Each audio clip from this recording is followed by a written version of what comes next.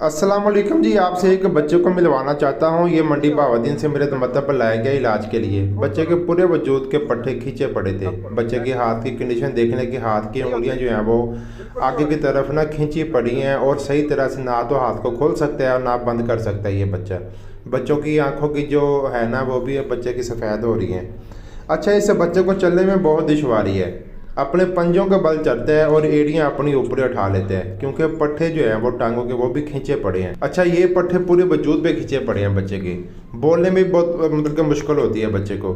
अब बच्चे का ये मैं उतार रहा हूँ शौक से। ये देखें कि ना हड्डियाँ इस कदर मुड़ गई हैं बच्चे की। देखिए, एक बच्चा है ही 13-14 साल से बीमार, तो आहिस्ता आहिस्ता जो है पट्टों में खिंचाव ज़्यादा होने की वजह से हड्डियाँ भी आहिस्ता आहिस्ता ना मुड़ गई हैं बच्चे की। अब देखिए, मैं बच्चों को चला रहा हूँ और पंजों का बल चल रहा है और एड़ियाँ इसने अपनी ऊपर उठाई हुई हैं। अल्लाह पाक सेहत देगा इंशाल्लाह।